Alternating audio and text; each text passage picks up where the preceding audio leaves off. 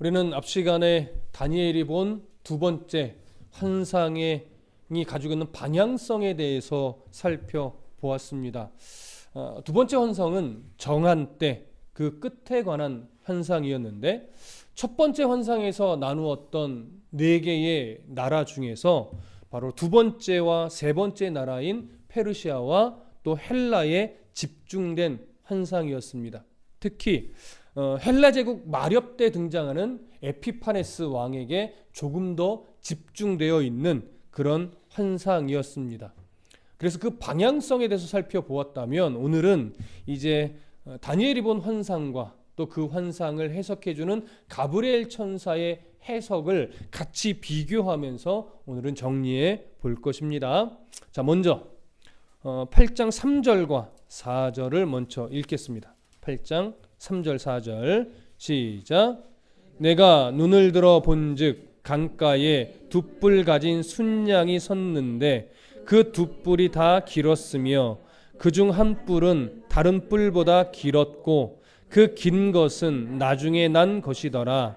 내가 본즉 그 순양이 서쪽과 북쪽과 남쪽을 향하여 받으나 그것을 당할 짐승이 하나도 없고 그 손에서 구원할 자가 없으므로 그것이 원하는 대로 행하고 강하여 졌더라. 자, 이것이 다니엘이 본 환상의 첫 번째 부분입니다. 그리고 이 부분에 대해서 가브리엘 천사가 뭐라고 설명을 하냐면 20절을 보시죠. 20절 함께 읽습니다. 시작. 네가 본 바 두 뿔 가진 순양은 곧 메대와 바사 왕들이요. 이렇게 설명을 합니다. 자, 먼저 두 번째 환상에서 보게 되는 것은 두 뿔 가진 숫양입니다. 순양. 20절에서 가브리엘 천사는 이 순양을 뭐라고 설명을 하냐면 메대와 바사의 왕들이다, 이렇게 설명을 하지요. 첫 번째, 그러니까 다니엘이 처음 보았던 환상에서는 바로 이 메대와 바사를 곰 같은 짐승으로 보았습니다. 그런데 지금은 곰 같은 짐승으로 묘사되었던 이 메대와 바사, 페르시아가 어떤 짐승으로 표현이 되냐면 순양으로 표현이 되는 것입니다.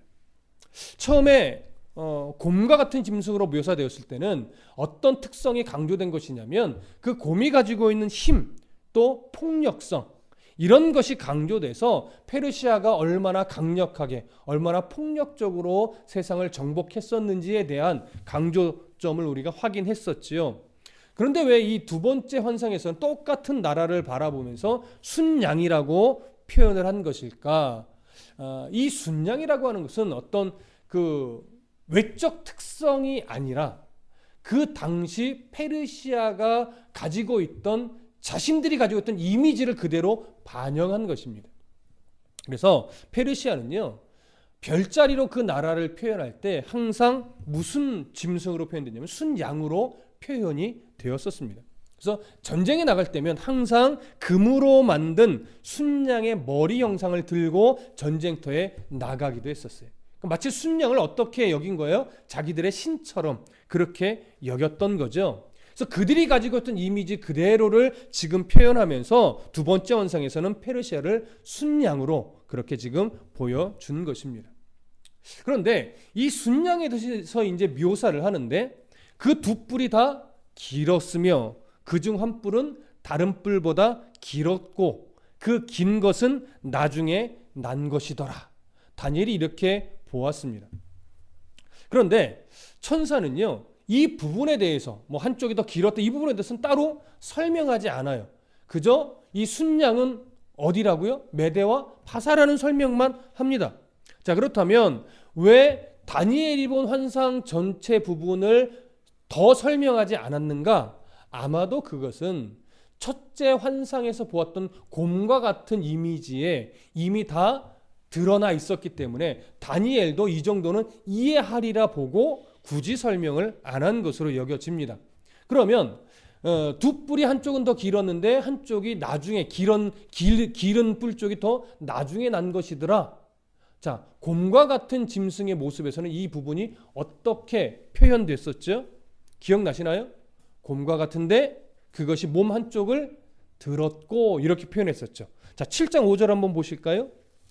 7장 5절. 자, 함께 읽어봅니다. 시작.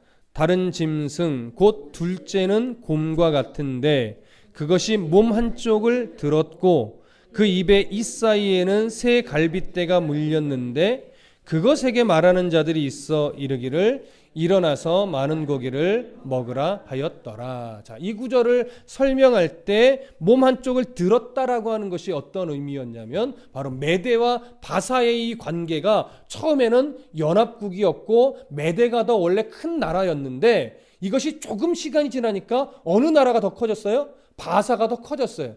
그리고 이미 메대는 바사에 흡수되어 버려서 메대와 바사 연합국이었지만 점차 바사 왕국이 됐고 그 바사 왕국을 우리는 페르시아라고 보편적으로 부르는 것입니다. 그래서 오늘 이 두 번째 환상의 모습에 그중 한 뿔은 다른 뿔보다 길었다 이 표현도 동일한 내용입니다. 그래서 가브리엘 천사는 굳이 이 부분에 대해서 설명하지 않은 것이고 다니엘도 그 환상을 보면서 이것은 첫 번째 환상 때 그 내용과 동일한 의미구나 충분히 이해를 했던 것으로 우리가 볼 수 있는 겁니다. 자, 그 다음에 다시 오늘 본문으로 오셔서 4절을 보시죠. 4절 함께 읽어봅니다. 시작.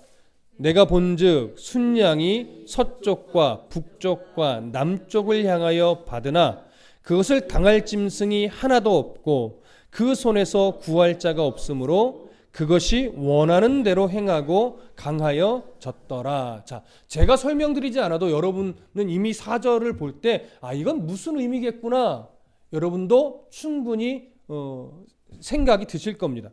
바로 페르시아가 동서남북 사방을 강력하게 정복을 했고 그 어느 누구도 페르시아를 막을 자가 없었다라고 하는 의미예요.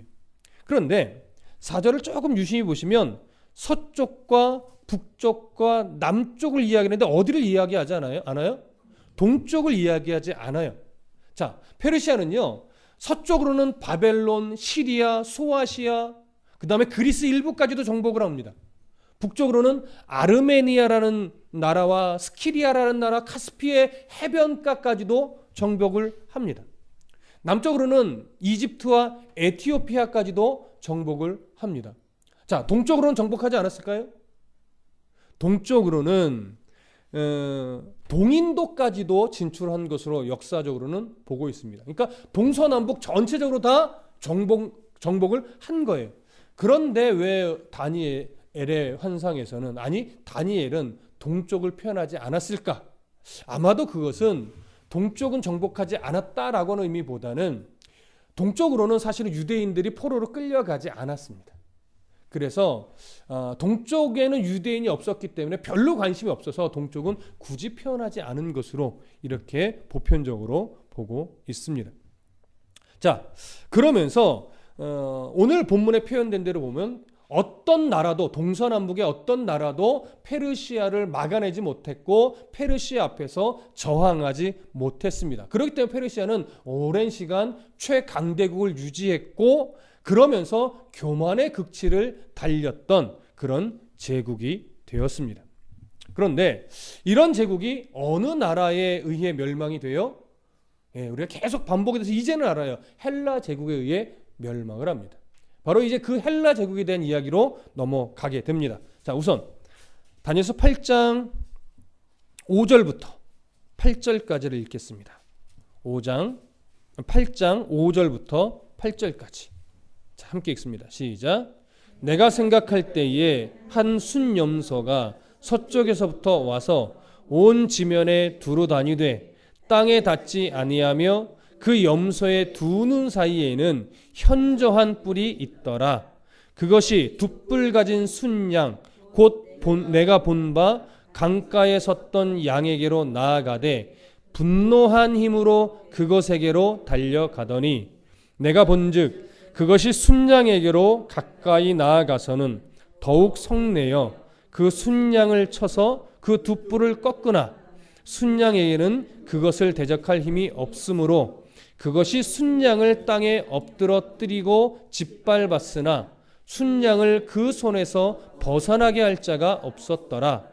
순념소가 스스로 심히 강대하여 가더니 강성할 때에 그 큰 뿔이 꺾이고 그 대신에 현저한 뿔 넷이 하늘 사방을 향하여 났더라. 자, 다니엘이 본 내용입니다. 그럼 이 부분에 대해서 또 가브리엘 천사가 설명을 하겠죠. 21절과 22절의 내용입니다. 자, 함께 읽겠습니다. 21절과 22절 시작. 털이 많은 순염소는 곧 헬라 왕이요 그의 두 눈 사이에 있는 큰 뿔은 곧 그 첫째 왕이요 이 뿔이 꺾이고 그 대신에 네 뿔이 났은즉 그 나라 가운데에서 네 나라가 일어나되 그의 권세만 못하리라. 네, 많이 어렵지는 않습니다. 이미 7장에서 한번 확인했던 내용이 어느 정도는 반복이 되고 있기 때문에 그렇습니다. 자, 우선 5절을 한 번 더 보시면 5절은 이렇게 기록되어 있습니다. 내가 생각할 때에 한 순염소가 서쪽에서부터 와서 온 지면에 두루 다니되 땅에 닿지 아니하며 그 염소의 두 눈 사이에는 현저한 뿔이 있더라. 자, 가브리엘 천사는 이 한 순염소에 대해서 어느 나라라고 설명을 해요? 헬라라고 설명을 합니다. 헬라의 왕이라고 또 설명을 하지요. 첫 번째 환상에서는 이 헬라 제국에 대해서 어떤 짐승과 같았다라고 표현했냐면 표범과 같았다라고 설명을 했습니다. 표범과 같다라고 하는 것은 무엇을 강조했던 거냐면 이 헬라 제국의 민첩함, 날렵함. 그래서 헬라 제국이 이 정복해 나갈 때에 얼마나 빠르게, 얼마나 강력하고 빠르게 정복해 나갔는지 그것을 보여주는 것이었습니다. 그래서 우리가 헬라 제국의 알렉산더 대왕이 전 세계를 정복하는데 대략 몇 년 걸렸다고 그랬어요? 10년 정도밖에 안 걸렸다고 말씀드렸어요. 엄청나게 빠른 거죠. 그런데 이제 두 번째 완성에서는 이 헬라 제국에 대해서 숫염소라고 설명을 합니다. 숫염소 같은 것이 아니라 헬라 제국을 숫염소라고 그냥 직접적으로 표현을 해요. 페르시아 제국이 순양이었다는 것, 순양으로 표현된 것도 어떤 특성이기보다 실제 그 나라가 당시 가지고 있던 이미지라고 말씀드렸어요. 그러면 이 헬라 제국을 순염소라고 직접적으로 표현한 것도 어떤 특징 때문이 아니라 그 당시 헬라 제국이 가지고 있던 직접적인 이미지가 숫염소였기 때문에 그럴 것입니다. 자, 조금 더 자세하게 말씀을 드리면 당시 헬라 제국이 섬기던 주신의 이름이 아무루라고 합니다. 아무루. 이 아무루의 신은 어떤 짐승의 형상이었냐면 바로 순염소의 형상이었어요. 그래서 헬라 제국은 항상 전쟁에 나갈 때면 자신들의 깃발에 이 순염소를 그려서 나갔었다고 합니다. 그래서 지금 이 헬라 제국을 순염소라고 설명을 한 것이죠. 그러면서 그의 이 민첩하고 빠른 정복을 무엇이라고 표현하냐면 한 순염소가 서쪽에서부터 와서 온 지면에 두루 다니되 땅에 닿지 아니하며 라고 표현을 합니다. 자, 헬라 제국은요, 메데와 바사의 입장에서 보면, 페르시아 제국 입장에서 보면 어디서부터 온 나라냐면 서쪽에서 온 나라예요. 그러니까 여기서 말하는 서쪽은 기준이 어디예요? 멸망당한 페르시아가 기준이에요. 그래서 페르시아가 기준으로 볼 때 서쪽 나라인 헬라 제국이 쳐들어와서 멸망시킨 거예요. 무슨 말씀인지 이해되시죠? 자, 이 헬라 제국의 알렉산더는 우리가 앞에서 나누어서 아시겠지만 이미 20살에 왕이 됩니다. 먼저는 마케도니아의 왕이 돼요. 그리고 정복자였던 아버지 필리포스의 피를 물려받아서 먼저는 마게도니아의 왕이었다가 헬라 제국 전체를 정복하고 그 헬라 제국의 처음에는 왕이 됩니다. 그 다음에 소아시아로 진격을 해서 페르시아 제국 일부를 1차 정복을 하고 나서 그 다음에 두로를 공격해서 또 정복을 합니다. 그리고 또 그 정복을 어디까지 펼쳐가냐면 애굽으로 펼쳐가고 애굽을 정복한 이후에 다시 페르시아로 넘어와서 페르시아 전체를 정복을 하고 마지막에는 인도까지 가서 정복을 합니다. 그래서 페르시아보다 훨씬 더 넓은 지역을 정복하면서 역사상 최고 강대국이 될 수 있었습니다. 자, 지금까지 설명은 이 앞전에서도 설명했던 보편적인 설명이에요. 근데 이 앞전에 이제는 없던 설명이 하나 나옵니다. 그것이 뭐냐면 6절 7절을 한번 보세요. 6절 7절 함께 읽습니다. 시작. 그것이 두 뿔 가진 순양 곧 내가 본 바 강가에 섰던 양에게로 나아가되 분노한 힘으로 그것에게로 달려가더니 내가 본즉 그것이 순양에게로 가까이 나아가서는 더욱 성내어 그 순양을 쳐서 두 뿔을 꺾으나 순양에게는 그것을 대적할 힘이 없으므로 그것이 순양을 땅에 엎드러뜨리고 짓밟았으나 순양을 그 손에서 벗어나게 할 자가 없었더라. 자, 이 기록을 잘 보시면 헬라 제국이요, 특히 알렉산더가 다른 여러 나라들을 다 정복을 했지만 특히 어느 나라를 더 강력하게 정복을 했어요? 페르시아를 유독 더 강력하게 정복을 했어요. 페르시아는 어떤 저항도 할 수 없을 만큼 속수무책으로 정복을 당했습니다. 그런데 6절 보세요. 중간에 이렇게 표현해요. 이 순염소가 순양에게로 나아가되 분노한 힘으로 그것에게로 달려갔대요. 분노한 힘. 저를 보세요. 왜 성경이 알렉산더가 페르시아를 정복하는데 분노한 힘으로 달려갔다라고 하느냐? 여기는 조금 중요한 의미가 있습니다. 왜 분노한 힘이냐? 이것을 이렇게 표현하면 돼요. 복수의 칼날을 갈고 갔다. 이렇게 설명할 수 있으니까 표현할 수 있어요. 그럼 왜 복수의 칼을 갈고 페르시아를 더 잔인하게, 더 확실하게, 더 무섭게 정복을 한 것일까요? 이것은 페르시아와 헬라의 역사 가운데 있었던 어떤 몇 가지 사건 때문에 그렇습니다. 이런 페르시아의 역사를 보면 우리가 에스더서를 강의하고 또 에스라서를 강의할 때 기억을 더듬어 보시면 페르시아 역사에 어떠한 역사가 있었냐면 그리스까지 정복을 하려고 원정을 떠났던 흔적이 몇 차례 나와요. 그중 첫 번째 왕이 누구냐면 페르시아의 네 번째 왕이 됐던 다리오입니다. 다리오는 그 정복의 야욕을 그리스까지 정복하는 걸 정말 소원으로 갖고 있었어요. 그래서 어느 날 군사를 딱 준비해서 첫 번째 원정을 딱 떠납니다. 그래서 그리스 가까이 다 갔는데 그리스 바다에 대한 이해가 없었어요. 그래서 거센 폭풍 때문에 그 그리스 땅으로 내려서지를 못하고 거의 포기해버립니다. 많은 그 군인들이 다 죽고 배가 파손이 되고 그러면서 결국 정복을 시도하지도 못한 채 돌아오게 되죠. 그러고 나서 다시 정비를 합니다. 이제는 바다에서 어느 정도 이해를 했어요. 그래서 다시 정비를 하고 나름대로 전략을 짜서 드디어 그리스 땅을 밟습니다. 근데 당시 그리스에게 있어서 이 페르시아는요, 사실은 너무나 강력한 나라였어요.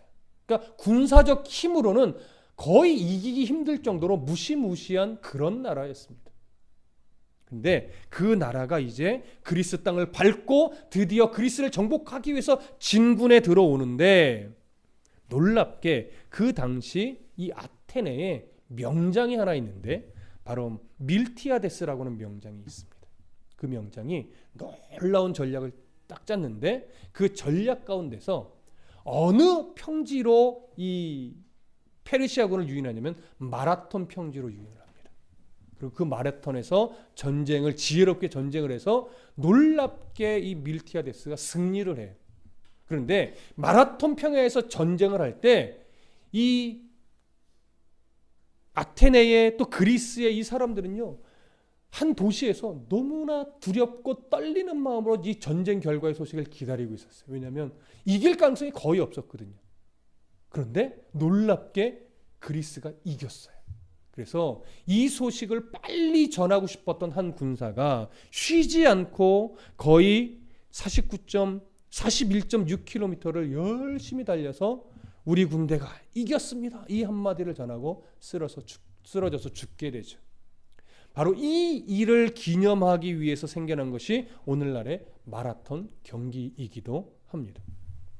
그렇게 해서 페르시아의 공식적인 첫 번째 원정은 어떻게 보면 실패로 돌아가게 됩니다.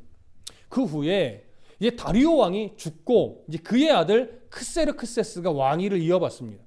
크세르크세스는 우리 이해 속에서는 어떤 이름으로 된 왕이냐면 아하수에로 왕이에요. 아하수에로 왕하면 바로 누구 때 이야기에 등장해요? 에스더 이야기에서 등장하는 그런 왕입니다. 바로 페르시아의 5번째 왕이죠. 이 아하수에로 왕은요, 주전 한 480년경에 아버지의 이 뜻을 이어받아서 본인도 그리스를 정복해야 되겠다고 굳게 마음을 먹습니다. 그래서 역사상 최고의 군사 숫자를 꾸려가지고 드디어 다시금 그리스 정복을 위해서 원정을 떠납니다. 자, 이 원정을 떠날 때 이제 어느 쪽으로 진격해 들어가냐면 테르모필레의 좀 좁은 산길을 통해서 그리스로 넘어 들어가려고 했습니다. 근데 이 소식을 알게 된 바로 그 스파르타, 우리가 유명하게 알고 있는 스파르타죠.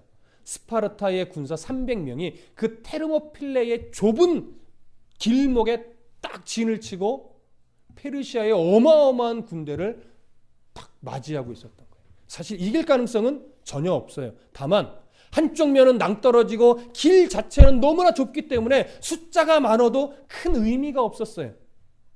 그래서 이 300명의 군사들은 정말로 목숨을 걸고 그 좁은 길목이라는 지형적 특성을 가지고 버티고 버텨냈지요. 그러나 완전히 이길 수는 없었습니다. 그래서 결국 모두가 다 전사하게 되죠.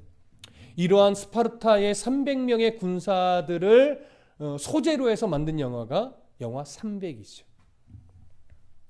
자, 이렇게 해서 힘겹게 이 스파르타의 300명 군사들을 이겨낸 이 페르시아는요, 결국 그리스까지 진격을 해 갑니다. 근데 놀랍게도 이때도 아테네에 명장이 하나 등장을 해요. 바로 테미스토클레스라고 하는 인물인데, 이 사람이 정말 놀라운 전략을 짜서 이 그리스 땅으로 아테네 쪽으로 들어온 이 페르시아 군을요, 땅에서 싸우지 않고 바다로 유인을 해요. 그래서 그 바다가 살라미스라고 하는 이 바다 쪽인데, 거기서 세계 4대 해전으로 불리우는 살라미스 해전을 치르게 됩니다. 그러니까 유인에 말려든 거죠. 그런데 이 페르시아는요, 이 그리스 땅의 해협들의 이 바다 상황을 다 알기는 어렵잖아요. 특히 이 살라미스는요, 해협이 좁고 거기에 물살이 엄청나게 세야 돼요.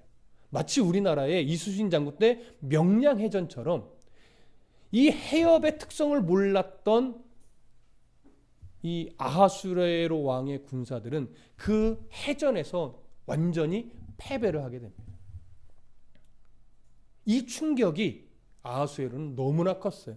그래서 결국 실패하고 고국으로 돌아와서는 오랜 시간 술과 여자로 방탕한 시간을 보내게 됩니다. 그래서 신하들이 이렇게 방탕한 세월을 보내게 되면 이 나라가 흔들리게 되니까 왕의 마음을 잘 잡기 위해서 와스디, 이 왕비를 대신할 왕후를 모집하기 위해서 여러 여자들을 선발을 했고, 그 중에 한 여자가 누구였어요? 바로 에스더였어요. 그러면서 이제 에스더서의 내용이 전개가 되는 거지요. 이렇게 페르시아와 이 헬라의 역사 속에서는요, 큰 두 전쟁을 겪게 되는데 페르시아는 한 번도 성공을 못합니다. 그리고 그런 역사의 흔적은 알렉산더로 하여금 페르시아를 되게 괘씸하게 보게끔 만들었어요. 그래서 드디어 이 알렉산더가 헬라 제국의 왕이 되고 전 세계 정복 야약을 꿈꿀 때 페르시아에 대해서만큼은 매우 무섭게 빨리 이렇게 정복을 펼쳤던 겁니다.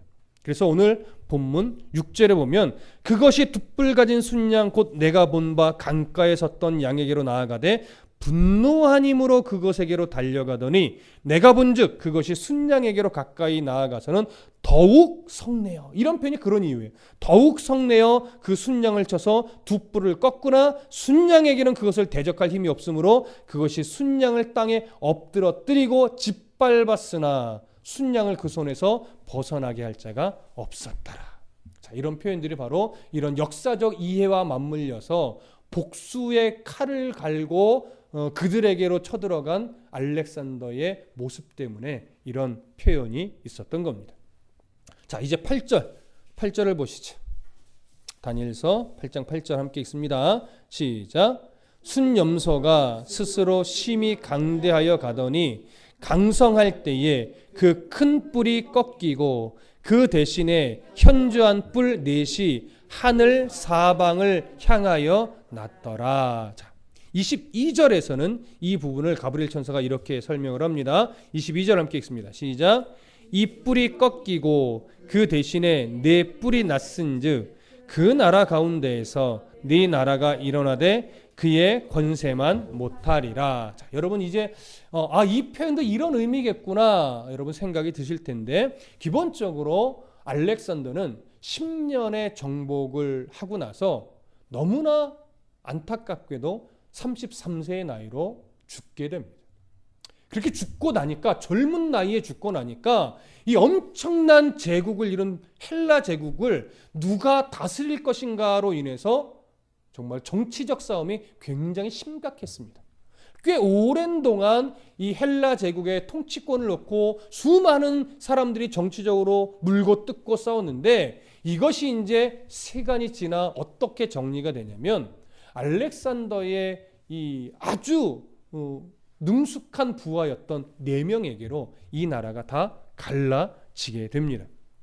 그래서 7장 때도 말씀을 드렸지만 마케도니아와 그리스 지역은 카산더라고 하는 인물이, 그리고 트라키아와 소아시아의 대부분 리스마쿠스라는 인물이, 그리고 시리아 지역은 셀류쿠스라고 하는 인물, 그리고 이집트와 팔레스타인 지역은 톨레미라고 하는 인물이 이제 다스리게 되죠. 이 네 사람이, 그리고 이 네 사람을 시작으로 한 이 네 나라가 역사 속에서 끊임없이 서로의 영토를 더 확장하고자 끊임없이 전쟁을 합니다. 이렇게 전쟁을 하다가 최후의 최고의 위치에서 큰 나라를 형성하고 큰 권세를 가졌던 왕조가 세 번째로 제가 말씀드렸던 시리아 지역의 셀루쿠스 왕조예요. 그리고 이 셀루쿠스 왕조에서 등장하는 마지막 왕이 누구냐면 바로 에피파네스예요. 그리고 이 에피파네스는 유대인의 핍박과 아주 깊은 관계가 있지요. 그래서 이 에피파네스에 대해서 우리가 23절부터 25절까지, 그리고 위에서는 9절부터 14절까지가 바로 이 에피파네스에 대한 설명입니다. 이 에피파네스에 대한 설명은 그래서 설명도 필요하고 더 깊은 이해가 필요합니다. 오늘 이 에피파네스까지는 못합니다. 그래서 에피파네스에 대해서는 다음 주에 우리가 나눌 것이고, 오늘은 이 네 나라, 알렉산더가 죽고 나서 그 후에 등장하는 네 나라에 대한 내용까지만 정리를 할 겁니다.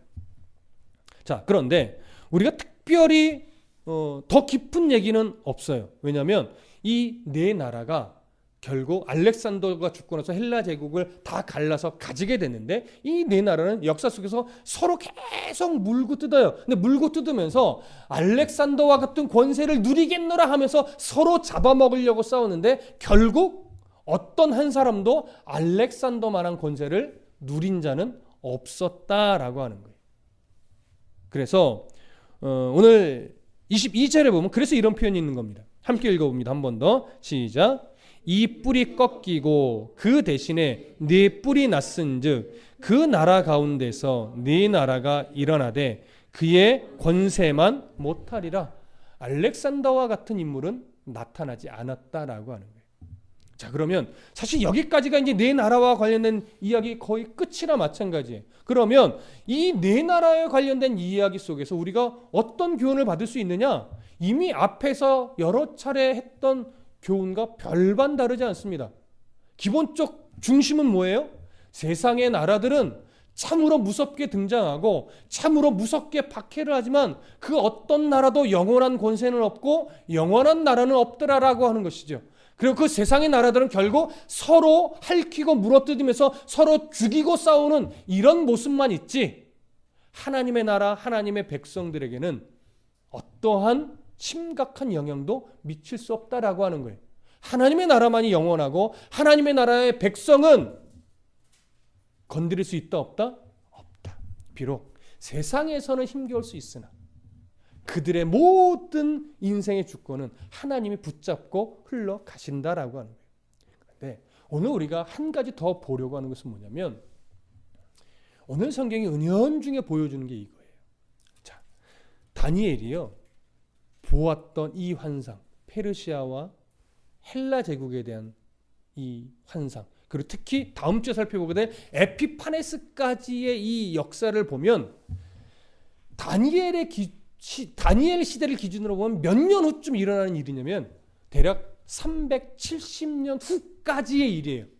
조금 앞도 있고 중간도 있지만 그때로부터 370년 후에 이르는 일까지도 쭉 해서 하나님이 보여주신 거예요.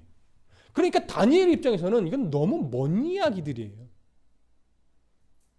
근데 우리의 입장에서는 다니엘이 보았던 그 300년이 넘는 기간 후이나 일어날 일들까지를 다니엘은 그렇게 먼 기간을 봤지만 오늘 우리는 뭐예요? 이미 이루어진 일로 보고 있는 거죠. 그렇다면 보십시오. 다니엘이 본 환상은 소설입니까? 소설이 아니죠. 그가 본 건 비록 자기는 볼 수 없었던 역사이지만 그는 하나님이 보여주신 환상은 실제 역사 속에서 일어날 것을 알았습니다. 그러면 오늘 우리는 다니엘이 그렇게 멀리 봤던 예언의 내용이 실제 이루어진 것을 오늘 우리가 본다면 이것은 진짜 역사임이 맞습니까? 맞죠. 우리는 지금 소설을 읽는 게 아니란 말이죠. 실제 역사로 역사 안에서 예언됐고 그것이 실제 역사 안에서 성취된 사실을 오늘 우리는 바라보고 있어요. 그렇다면 이 예언 안에 담으신 하나님의 그 의도와 마음들은 오늘날에는 소설로 이해되어야 될 의미입니까? 아니면 오늘 우리에게도 분명하게 적용되는 의미입니까? 그렇죠. 우리가 놓치지 말아야 될 게 바로 이거예요. 성경을 소설로 보는 사람들은 그때 이런 의도로 예언을 줬고 이게 역사에서 이루어졌구나. 야, 놀랍다. 끝! 이렇게 되는 거예요. 그러나 오늘 이것을 하나님의 말씀으로 보고 전하며 듣는 우리는 역사 속에서 이런 일이 있었는데 진짜 성취가 돼서 놀랍다. 여기서 끝나면 안 되는 거죠.